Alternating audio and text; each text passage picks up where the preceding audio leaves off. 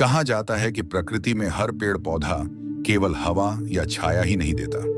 कुछ पौधे ऐसे भी होते हैं जो इंसान की किस्मत बदल देते हैं। लेकिन अगर गलती से गलत पौधा घर के बाहर लग जाए तो वही पेड़ इंसान की समृद्धि को जड़ से काट देता है। बनारस के पास एक गांव था जहां हर घर के बाहर तरह तरह के पौधे लगे थे।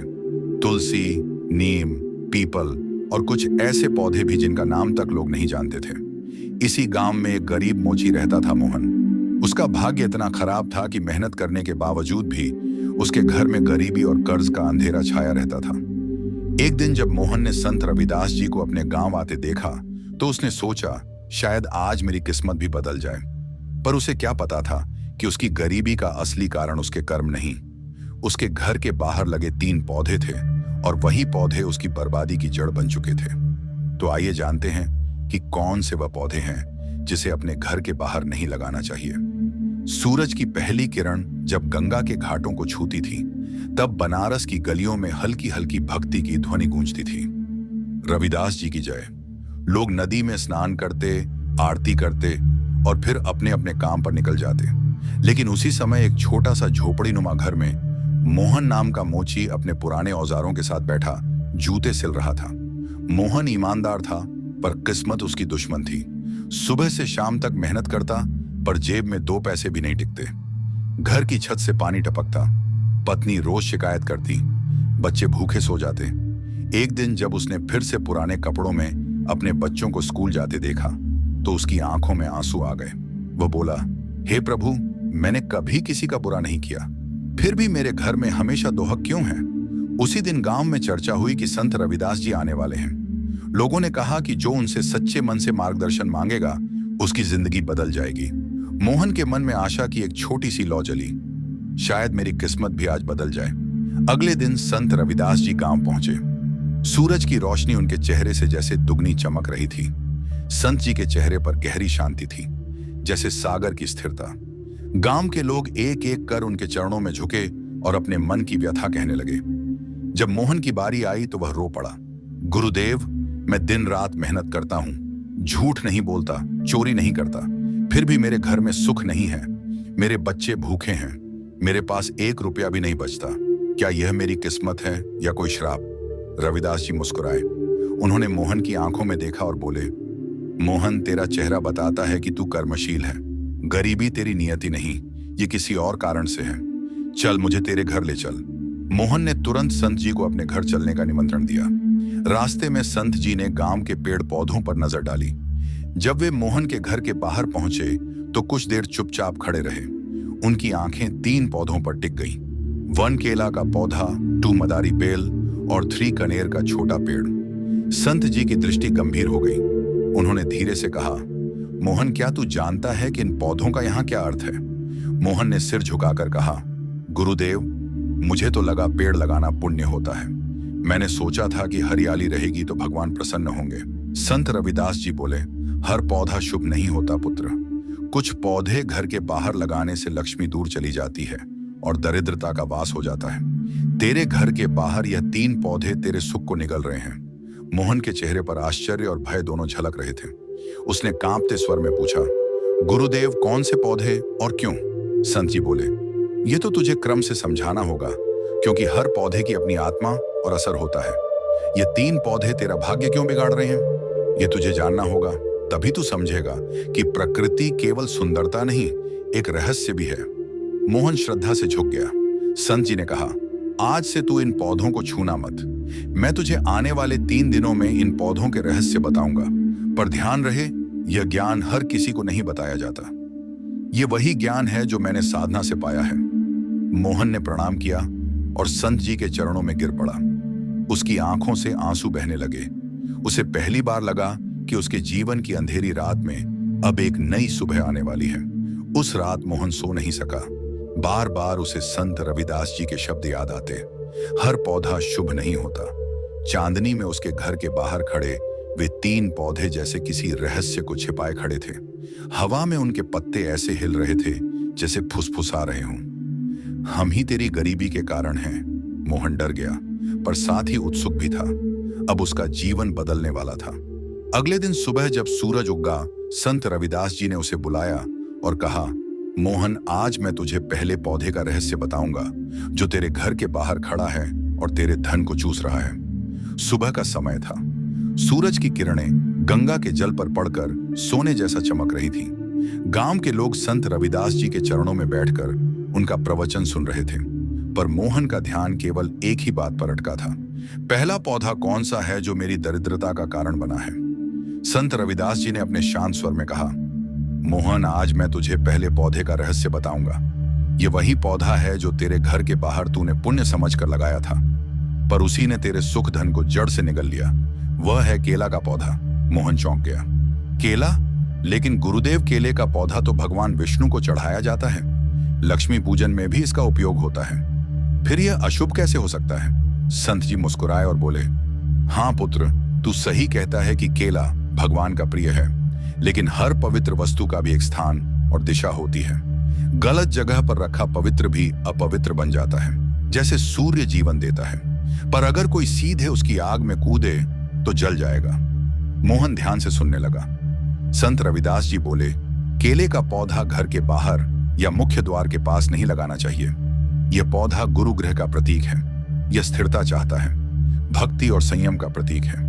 लेकिन जब इसे द्वार के बाहर लगाया जाता है तो यह घर के प्रवेश मार्ग पर अपना गुरुत्व फैलाता है। इस कारण घर की ऊर्जा रुक जाती है, लक्ष्मी का आगमन बाधित होता है और धीरे धीरे घर में धन का प्रवाह बंद हो जाता है। मोहन ने हैरानी से पूछा, गुरुदेव, तो क्या सिर्फ दिशा का दोष ही इतना बड़ा प्रभाव डाल देता है?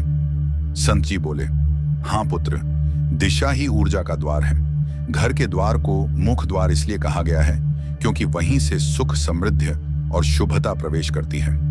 केला एक ऐसा पौधा है जो अपने आसपास की ऊर्जा को संग्रहित कर लेता है, लेकिन वापस नहीं लौटाता। इसे पूजा में इसलिए प्रयोग किया जाता है क्योंकि यह देवता की ऊर्जा को सोख कर स्थिर कर देता है। लेकिन जब इसे घर के बाहर लगाया जाता है तो यह घर के सुखों को भी खींचकर अपने भीतर बंद कर लेता है। मोहन ने सिर झुकाया। अब उसे समझ आने लगा कि क्यों उसकी मेहनत के बावजूद घर में धन टिकता नहीं था। हर बार जब उसे थोड़ा पैसा मिलता, कोई ना कोई खर्च आ पड़ता। कोई बीमार हो जाता, कोई औजार टूट जाता, कोई ग्राहक उधार लेकर भाग जाता। संत जी ने कहा, केले का पौधा एक तरह का ऊर्जा चुंबक है। यदि यह घर के उत्तर या पूर्व दिशा में मंदिर के पास लगाया जाए तो यह पुण्य और समृद्धि लाता है, पर यदि इसे घर के प्रवेश द्वार या दक्षिण दिशा में लगाया जाए तो यह पितृदोष को जगाता है, जिससे धन का नाश और जीवन में अवरोध आता है। मोहन के मन में अपराध बोध भर गया। वह बोला, गुरुदेव, मैंने तो इसे श्रद्धा से लगाया था, हर सोमवार जल चढ़ाता था। क्या मैंने गलती की? रविदास जी बोले, नहीं पुत्र, श्रद्धा कभी गलती नहीं होती। गलती है ज्ञान के बिना आस्था का प्रयोग। तूने जिस भावना से केला लगाया वह पवित्र थी, पर दिशा और स्थान अशुभ था। यह ऐसा ही है जैसे कोई दीपक जलाए, पर हवा की दिशा ना देखे तो दीपक खुद बुझ जाएगा। संत जी ने आगे कहा, केले का पौधा गुरु तत्व से जुड़ा है और गुरु तत्व हमेशा ऊंचाई, प्रकाश और मंदिर की ओर रहना चाहता है। इसे घर के द्वार पर लगाना ऐसा है जैसे किसी साधु को बाजार के कोने में बांध देना। वह ना खुश रहेगा न दूसरों को सुख देगा। मोहन की आंखों में आंसू आ गए। गुरुदेव, अब मैं क्या करूं? क्या मुझे इसे काट देना चाहिए? संत जी ने धीरे से सिर हिलाया। नहीं पुत्र, कभी किसी पौधे को क्रोध में मत काटो। वह जीव है, उसमें भी चेतना है। पहले उसे नम्रता से प्रणाम कर, फिर उससे क्षमा मांग। 3 दिन बाद जब सूर्योदय हो तब उसे जड़ से निकाल देना और जहां से तूने उसे हटाया है वहां तुलसी या आंवले का पौधा लगा देना। यह पौधे ना केवल घर को पवित्र करेंगे बल्कि तेरी दरिद्रता को भी मिटा देंगे। मोहन ने उनके चरणों में सिर झुका दिया। वह बोला, गुरुदेव, आज मुझे पहली बार समझ आया कि प्रकृति को समझना पूजा का असली रूप है। संत जी ने मुस्कुराकर कहा, सही कहा पुत्र, भक्ति केवल मंदिर में नहीं, हर पेड़, हर हवा, हर मिट्टी में है। जो समझ गया कि कहाँ क्या रखना है वही जीवन में संतुलन पाता है। उस रात जब मोहन अपने घर लौटा तो उसने केले के पौधे को देखा। पहली बार उसे उस पौधे से डर नहीं बल्कि आदर महसूस हुआ। वह उसके सामने खड़ा होकर बोला, तूने मेरी गलती दिखा दी। मैं तुझसे रुष्ट नहीं हूं, मैं तेरा धन्यवाद करता हूं। मोहन ने तय किया कि 3 दिन बाद वह संत जी के निर्देश के अनुसार उस पौधे को निकाल देगा। पर उस रात कुछ अजीब हुआ। जब वह सोया तो उसे एक सपना आया। सपने में उसने देखा कि वही केले का पौधा मनुष्य के रूप में उसके सामने खड़ा है। वह बोला, मोहन, मैं तेरा शत्रु नहीं, केवल तेरे कर्मों का दर्पण हूं। तूने मुझे जहां रखा वहीं से तेरे सुख बंद हो गए, लेकिन जब तू मुझे सम्मान पूर्वक विदा करेगा, तेरे घर में लक्ष्मी फिर से प्रवेश करेगी। मोहन नींद से जागा तो उसका मन हल्का था। उसे पहली बार शांति महसूस हुई। संत रविदास जी की शिक्षा अब उसके दिल में बस चुकी थी। सुबह होते ही वह फिर संत जी के पास पहुंचा। रविदास जी बोले, अब तेरा पहला दोष मिट गया पुत्र, लेकिन अभी 2 पौधे बाकी हैं जिनका प्रभाव और भी गहरा है। उनमें से एक तेरे घर की शांति को खा रहा है और दूसरा तेरी किस्मत को बांध रहा है। मोहन ने श्रद्धा से कहा, गुरुदेव कृपा कर अगले पौधे का रहस्य भी बताइए, ताकि मैं अपने जीवन की हर रुकावट को मिटा सकूं। संत जी ने मुस्कुराते हुए कहा, अगला पौधा है मदारी बेल।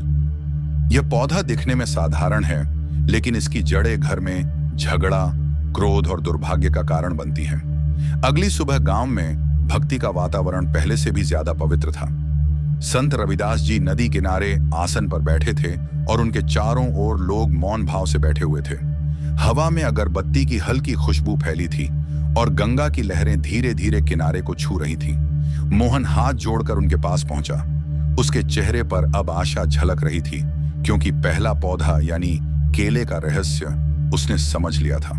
अब उसकी निगाहें संत जी पर टिकी थीं। वह जानना चाहता था कि दूसरा पौधा मदारी बेल उसके जीवन में कैसी विपत्ति लेकर आई है। संत रविदास जी ने शांत स्वर में कहा, मोहन, हर पौधे का अपना स्वभाव होता है।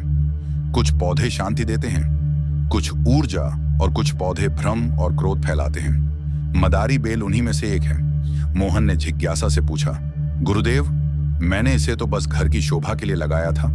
इसके हरे पत्ते और सफेद फूल सुंदर लगते हैं, फिर यह अशुभ कैसे हो सकता है? संत जी मुस्कुराए। उन्होंने मिट्टी का एक छोटा ढेला उठाया और बोले, बेटा, यह मिट्टी भी भगवान की रचना है, पर अगर यही मिट्टी सड़े हुए जल में गिर जाए तो बदबू फैलाती है। उसी तरह मदारी बेल एक ऊर्जाशील पौधा है, पर जब इसे घर के द्वार या दीवार के पास लगाया जाता है तो यह शुद्ध ऊर्जा को उलझा देता है, जिससे घर में असंतुलन और कलह बढ़ता है। मोहन ध्यान से सुनता रहा।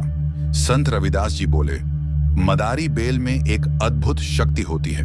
यह अपने आसपास की ऊर्जा को लपेटने की प्रवृत्ति रखती है। इसे बंधनकारी बेल भी कहा जाता है, क्योंकि यह जहां भी चढ़ती है वहां के वृक्ष को धीरे धीरे जकड़ लेती है। यही इसकी प्रकृति है और यही कारण है कि इसे घर में नहीं रखना चाहिए। उन्होंने आगे समझाया, जब यह बेल घर के पास लगती है तो यह उसी तरह घर की ऊर्जा को भी जकड़ लेती है। धीरे धीरे परिवार के लोग आपस में बंधे हुए महसूस करने लगते हैं। किसी को बाहर जाने का मन नहीं करता, काम में रुकावट आती है, पतिप में विवाद बढ़ता है और मन हमेशा बेचैन रहता है। मोहन ने आश्चर्य से कहा, गुरुदेव, सचमुच मेरे घर में कुछ समय से ऐसा ही हो रहा है। पत्नी हर बात पर नाराज रहती है, बच्चे पढ़ाई में मन नहीं लगाते और मेरा खुद का दिमाग हर समय भारी रहता है। क्या यह सब उसी बेल का असर है? संत जी बोले, हाँ पुत्र, तूने सत्य पहचाना। यह बेल माया का प्रतीक है। यह जहां होती है वहां मनुष्य का विवेक धीरे धीरे धुंधला होने लगता है, और जब विवेक चला जाए तो घर में शांति कहां टिक सकती है? मोहन गंभीर हो गया। गुरुदेव, मैंने तो इसे बस सौंदर्य के लिए लगाया था। इसकी फूलों से घर सुंदर लगता था। रविदास जी बोले, सौंदर्य बाहरी नहीं, ऊर्जा से होता है। यह बेल देखने में सुंदर जरूर है, पर इसके भीतर तमसिक ऊर्जा बसती है। यह ऊर्जा गुस्सा, आलस्य और विवाद को जन्म देती है। घर के बाहर इसे लगाने से घर का वातावरण भारी और विवादपूर्ण हो जाता है। जैसे मच्छर की भिनभिनाहट मन को विचलित करती है, वैसे ही यह बेल अदृश्य रूप से घर की आत्मा को अस्थिर करती है। मोहन ने श्रद्धा से पूछा, गुरुदेव, तो क्या इसका कोई समाधान है? क्या इसे भी काट दूं? संत जी ने मुस्कुराकर कहा, नहीं पुत्र, फिर वही गलती मत दोहराना। पहले इस पौधे को समझ, फिर सम्मान पूर्वक इसे विदा कर। किसी भी जीव को हटाने से पहले आभार जरूर प्रकट कर। यही आध्यात्मिक संतुलन है। उन्होंने निर्देश दिए, आज संध्या के समय जब सूर्य अस्त हो रहा हो, तब तू इस बेल के पास जाकर दीपक जलाना और मन में कहना, हे प्रकृति माता, मैं तेरी शक्ति को प्रणाम करता हूं। तूने जो सबक दिया उसके लिए आभारी हूं। फिर 3 दिनों में धीरे धीरे इसे उखाड़ दें और उसकी जगह कोई शांत पौधा जैसे शमी, तुलसी या हर श्रृंगार लगा दें। ये पौधे मद्दारी बेल के प्रभाव को संतुलित कर देंगे। मोहन ने सिर झुका दिया। गुरुदेव, अब मैं समझ गया कि सुंदरता हमेशा शुभ नहीं होती। जो दिखने में मीठा हो वह भीतर से झर भी हो सकता है।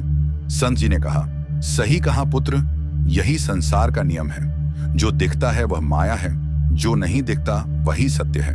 पेड़ पौधे केवल छाया नहीं देते, वे ऊर्जा के स्रोत हैं। और जब हम उन्हें गलत दिशा या उद्देश्य से लगाते हैं तो वही ऊर्जा उलटकर हमारे जीवन को उलझा देती है। उस रात मोहन ने संत जी के आदेश का पालन किया। सूरज ढलते ही उसने मदारी बेल के पास दीपक जलाया। दीपक की लौ बेल के तनों पर पड़कर ऐसे चमक रही थी जैसे कोई पुरानी कैद खुल रही हो। मोहन ने आंखें बंद की और मन ही मन बोला, हे प्रकृति, तेरे ज्ञान के आगे मैं झुकता हूं। अब मैं तुझे समझ चुका हूं। तू जा, मुझे अपने अंधकार से मुक्त कर। धीरे धीरे हवा चली और बेल के पत्ते हिलने लगे। ऐसा लगा जैसे वह बेल स्वयं आशीर्वाद दे रही हो। मोहन के दिल में वर्षों बाद शांति उतरी। वह जान गया था कि जीवन में बदलाव केवल कर्म से नहीं, समझ और संतुलन से आता है। अगले दिन जब वह संत रविदास जी के पास पहुंचा, उन्होंने कहा, अब तेरा दूसरा दोष भी मिट गया। पुत्र, तूने माया की बेल को छोड़ दिया है। अब तेरे घर में झगड़े और दुख कम होंगे। पर अभी एक पौधा बाकी है, वह सबसे घातक है। वह पौधा न केवल घर की शांति बल्कि घर की किस्मत को भी बांध देता है। मोहन का मन कांप उठा। गुरुदेव, कौन सा पौधा? अब और कौन सा श्राप बाकी है? रविदास जी बोले, वह पौधा है कनेर। यह देखने में सुगंधित और सुंदर है, पर जब इसे घर के बाहर लगाया जाता है तो यह परिवार की तकदीर को बांध देता है। यह पौधा मृत्यु और दुर्भाग्य का प्रतीक है। मोहन के चेहरे से रंग उड़ गया। उसके घर के बाहर वही कनेर का पौधा तो खिला था जिसे वह शुभ समझता था। संत जी बोले, अगले दिन मैं तुझे कनेर के रहस्य बताऊंगा। यह सबसे गहरा ज्ञान है, क्योंकि यह पौधा केवल शरीर नहीं, आत्मा को भी प्रभावित करता है। बनारस की अगली सुबह आसमान पर हल्की धुंध थी। गंगा किनारे सुनहरी रोशनी में संत रविदास जी शांत आसन पर बैठे थे। उनकी आंखों में ऐसी स्थिरता थी जैसे वह समय के पार देख रहे हों। मोहन उनके सामने बैठा था, विनम्र, भयभीत और उत्सुक। अब तक दो पौधों का रहस्य खुल चुका था। केला जिसने धन को रोक दिया था और मदारी बेल जिसने घर की शांति को उलझा दिया था। पर अब संत जी तीसरे और सबसे भयावह पौधे का रहस्य बताने वाले थे। कनेर। मोहन का दिल धड़क रहा था। वह बोला, गुरुदेव, मेरे घर के बाहर जो कनेर का पेड़ है वही तो मेरी सबसे बड़ी शान था। उसके सफेद फूल सुबह सुबह खिले रहते हैं और लोग कहते हैं कि यह भगवान शिव को प्रिय है। फिर यह पौधा अशुभ कैसे हो सकता है? संत रविदास जी ने गहरी सांस ली और बोले, मोहन, यह संसार विरोधाभासों से भरा है। जो भगवान को प्रिय है वह हर स्थान के लिए शुभ नहीं होता। कनेर भी ऐसा ही पौधा है। यह शिव को प्रिय तो है, पर यह घर के बाहर मृत्यु और दुर्भाग्य की छाया बन जाता है। मोहन चौंक गया। गुरुदेव, मृत्यु की छाया? रविदास जी ने शांत स्वर में कहा, हाँ पुत्र, कनेर एक तामसिक पौधा है। इसका शरीर सुंदर, फूल सुगंधित, पर भीतर जहर भरा होता है। यही इसका संकेत है। जो बाहरी रूप से मीठा लगे पर भीतर विष रखे, वह संसार को मोहित करता है और फिर दुख देता है। जब इसे घर के बाहर लगाया जाता है तो यह अपने भीतर की वही विषाक्त ऊर्जा फैलाता है। इससे घर में रोग, विवाद, दुर्घटनाएं और अचानक दुर्भाग्य आते हैं। मोहन का शरीर कांप गया। वह बोला, गुरुदेव, सच कहूं तो पिछले वर्ष से मेरे घर में कुछ अजीब घटनाएं हो रही हैं। पत्नी अचानक बीमार पड़ जाती है, बच्चों को बुरे सपने आते हैं और मुझे बार बार नुकसान होता है। क्या यह सब उसी कनेर का परिणाम है? संत जी बोले, हाँ पुत्र, यह पौधा यम तत्व से जुड़ा है। इसके फूल शिव पूजन में इसलिए चढ़ाए जाते हैं क्योंकि वे मृत्यु और विनाश के प्रतीक हैं। शिव वह हैं जो मृत्यु को भी अपनाते हैं, इसलिए उनके लिए यह शुभ है। लेकिन जब इसे गृहस्थ के द्वार पर लगाया जाता है तो यह यम की ऊर्जा को घर के भीतर खींच लेता है। धीरे धीरे यह घर के वातावरण को भारी, उदास और डरावना बना देता है। मोहन की आंखें भर आईं। गुरुदेव, मैंने तो सोचा था यह पूजा योग्य फूल है। मैंने तो इसे हर सोमवार को जल चढ़ाया था। संत जी बोले, श्रद्धा हमेशा पवित्र होती है, लेकिन श्रद्धा के साथ ज्ञान भी होना चाहिए। कनेर का स्थान मंदिर है, न कि घर का द्वार। घर के बाहर यह मृत ऊर्जा का प्रवाह करता है, जिससे व्यक्ति के जीवन में रुकावट, बीमारी और भय का वास होता है। मोहन ने पूछा, गुरुदेव, इस पौधे को हटाने से क्या सब कुछ ठीक हो जाएगा? संत जी बोले, हाँ पुत्र, पर याद रख, इसे हटाने का तरीका उतना ही पवित्र होना चाहिए जितनी गलती गंभीर है। यह पौधा यम तत्व से जुड़ा है, इसलिए इसे बिना प्रार्थना के उखाड़ना अशुभ होता है। उन्होंने विस्तार से समझाया। पहले तुझे सोमवार की सुबह गंगा जल लाना है। उस जल में थोड़ा सा दूध और तुलसी के पत्ते मिलाना। फिर उस जल से कनेर के पौधे को स्नान कराना और कहना, हे देव वृक्ष, तेरी सेवा अब पूरी हुई, मैं तुझे नमस्कार करता हूं। तू अपने स्थान अर्थात शिव के चरणों में लौट जा। इसके बाद उसे सावधानी से उखाड़ देना और किसी मंदिर या निर्जन भूमि में रोप देना, जहां वह फिर से अपनी सही ऊर्जा फैला सके। मोहन ने आंसुओं से कहा, गुरुदेव, मैं वैसा ही करूंगा जैसा आपने कहा, पर एक बात समझ नहीं आती, इन पौधों का मेरे जैसे गरीब आदमी से क्या लेना देना? संत जी मुस्कुराए, पुत्र, यह संसार केवल कर्मों से नहीं चलता, यह ऊर्जा से भी चलता है। तू ईमानदार है, मेहनती है, पर तेरा घर प्रकृति के नियमों के विपरीत था। जैसे तू दरवाजा गलत दिशा में खोल दे तो हवा नहीं आएगी, वैसे ही गलत पौधे घर की शुभ ऊर्जा को रोक देते हैं। यह ना कर्म का दंड है, ना ईश्वर की परीक्षा, यह बस अज्ञान का परिणाम है। मोहन ने सिर झुका लिया। संत जी की बातें उसके दिल में उतर रही थीं। उस शाम मोहन ने गंगा से जल लाया। उसने जैसा बताया गया वैसा ही किया। कनेर के पौधे को नम्रता से प्रणाम किया और बोला, हे प्रभु, जो तूने दिया उसके लिए आभारी हूं, अब मुझे तेरी छाया से मुक्त कर। धीरे धीरे उसने पौधे को निकाला। जैसे जैसे पौधा मिट्टी से बाहर आया, हवा में एक अजीब सी शांति फैल गई। कई दिनों बाद उसके घर में हल्कापन महसूस हुआ। पत्नी मुस्कुरा रही थी, बच्चे खेल रहे थे और मोहन के चेहरे पर संतोष था। अगले दिन वह संत रविदास जी के चरणों में पहुंचा और बोला, गुरुदेव, आज मेरे घर में पहली बार हंसी गूंजी है। सब कुछ जैसे नया सा लग रहा है। क्या यह वही परिवर्तन है जिसका आपने संकेत दिया था? संत जी बोले, हाँ पुत्र, अब तेरे घर से दरिद्रता और दुर्भाग्य दोनों चले गए हैं। प्रकृति ने तुझे माफ कर दिया है क्योंकि तूने उसे सम्मानपूर्वक समझा ना कि भय या लोभ से। मोहन की आंखों में कृतज्ञता झलक रही थी। गुरुदेव, आपने मेरा जीवन बदल दिया, लेकिन क्या मैं इस ज्ञान को दूसरों से बांट सकता हूं? संत रविदास जी बोले, यही तो मेरा उद्देश्य है पुत्र। ज्ञान का अर्थ है बांटना, छिपाना नहीं। जब तू दूसरों को बताएगा कि कौन से पौधे घर के बाहर नहीं लगाने चाहिए, तो तू केवल गरीबी नहीं मिटाएगा, तू अंधविश्वास और अज्ञान को भी मिटाएगा। मोहन ने प्रणाम किया। उसकी आंखों से आंसू बहते रहे, पर अब वे दुहक के नहीं, कृतज्ञता के आंसू थे। संत जी ने अंतिम शब्द कहे, याद रख, हर पेड़ पौधा जीवन देता है, लेकिन सही दिशा में रखा गया पौधा समृद्धि देता है और गलत दिशा में वही विनाश बन जाता है। यही सृष्टि का रहस्य है। सब कुछ पवित्र है, बस उसे सही स्थान पर रखना आना चाहिए। मोहन ने उन शब्दों को अपने हृदय में उतार लिया। अब वह सिर्फ एक गरीब मोची नहीं रहा, वह ज्ञान का साधक बन गया था। उस दिन से उसने ठान लिया, वह अपने गांव के हर व्यक्ति को बताएगा कि घर के बाहर कौन से पौधे शुभ हैं और कौन से अशुभ। और धीरे धीरे उसके गांव की किस्मत भी बदलने लगी। जहां पहले झगड़े, बीमारी और गरीबी थी, वहां अब हरियाली, शांति और समृद्धि थी। सब लोग कहते, यह सब संत रविदास जी की शिक्षा और मोहन की भक्ति का परिणाम है। अगले दिन सुबह का समय था। गंगा के जल पर सुनहरी किरणें नाच रही थीं। गांव के लोग एक बार फिर संत रविदास जी के पास एकत्र हुए। सभी उत्सुक थे। आज वह दिन था जब संत जी मोहन को अंतिम रहस्य बताने वाले थे। तीसरे पौधे का रहस्य, कनेर का श्राप। मोहन के मन में डर और श्रद्धा दोनों थे। उसकी आंखों में नींद नहीं थी, पर चेहरे पर उम्मीद की चमक थी। वह बोला, गुरुदेव, अब मैं सब छोड़ चुका हूं। केला और मदारी बेल मैंने निकाल फेंका है, पर यह तीसरा पौधा कनेर, यह तो बहुत सुंदर है, सफेद और लाल फूलों से भरा। क्या इसमें भी कोई दोष है? संत रविदास जी मुस्कुराए, पर उस मुस्कान में गहराई थी।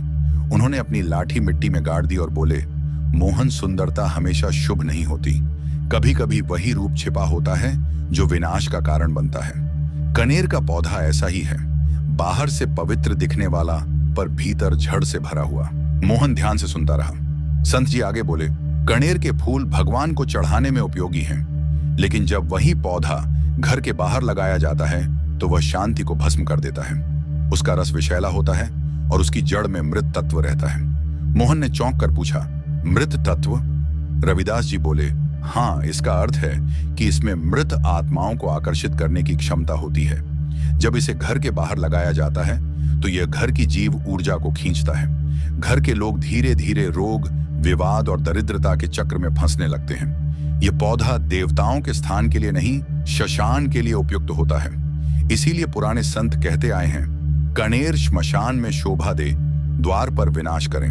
मोहन के रोंगटे खड़े हो गए। उसे याद आया कि जब से उसने यह पौधा लगाया था तब से उसके घर में अजीब घटनाएं होती रहती थी। कभी अचानक बर्तन गिर जाते, कभी रात में कोई कदमों की आवाज आती और अक्सर उसकी पत्नी बीमार रहती। अब सब साफ हो गया था। उसके घर की बदकिस्मती केवल मेहनत या कर्म से नहीं, बल्कि इन पौधों की नकारात्मक ऊर्जा से बंधी हुई थी। मोहन ने तुरंत पूछा, गुरुदेव अब क्या करूं? क्या इसे उखाड़ दूं? संत रविदास जी बोले, मोहन, केवल उखाड़ने से यह दोष समाप्त नहीं होगा। पहले तू इसे नमक और गौमूत्र से शुद्ध कर, फिर किसी निर्जन स्थान पर जल स्रोत से दूर गाड़ दे और उस स्थान पर 3 बार राम नाम जप कर। इसके बाद अपने द्वार पर तुलसी का पौधा लगा। जहां तुलसी होती है वहां लक्ष्मी का निवास होता है, और जहां तुलसी नहीं वहां अंधकार बसता है। मोहन ने वैसा ही किया। संत जी की आज्ञा से उसने कनेर को सावधानी से उखाड़ा। गांव के कुछ लोग भी साथ आए। वह पौधा जब जड़ से निकाला गया तो उसके नीचे एक काली मिट्टी जैसी गंध आई। एक अजीब भारी हवा का झोंका वहां से उठा और सभी के रोंगटे खड़े हो गए। संत जी शांत खड़े रहे और बोले, देखा मोहन, ये वही मृत तत्व है। अब इसे यहीं दफन कर दे और पीछे मुड़कर मत देख। मोहन ने वैसा ही किया। वह मुड़कर नहीं देखा, क्योंकि संत जी ने कहा था, जो पीछे देखता है वह पुरानी पीड़ा से मुक्त नहीं होता। उसके बाद संत जी ने मोहन के घर के सामने आकर तुलसी उपण कराया। वहां उन्होंने गाय का दूध और गंगा जल छिड़का। पूरा घर जैसे हल्का हो गया। हवा में अब एक अलग सुगंध थी, मानो कोई बंधन टूट गया हो। मोहन की पत्नी ने कहा, गुरुदेव, मुझे आज कई दिनों बाद चैन महसूस हो रहा है। संत जी बोले, अब तेरे घर में सुख का निवास होगा। याद रखो, प्रकृति की हर वस्तु पूजा योग्य नहीं होती। ज्ञान से किया गया चयन ही शांति लाता है। धीरे धीरे मोहन का जीवन बदलने लगा। अगले कुछ दिनों में उसके पास कई नए ग्राहक आए। लोग उसके काम की तारीफ करने लगे। बच्चे हंसने लगे। घर में सन्नाटा नहीं, हंसी की गूंज सुनाई देने लगी। उसकी पत्नी स्वस्थ हो गई। एक शाम मोहन ने संत रविदास जी से कहा, गुरुदेव, मेरे जीवन का अंधकार आपने मिटा दिया। मैं आपका ऋणी हूं। रविदास जी ने हंसते हुए कहा, मोहन, तू मेरा नहीं, ज्ञान का ऋणी है। मैंने केवल तुझे दिखाया कि कौन सा पौधा तेरी समृद्धि को खा रहा था।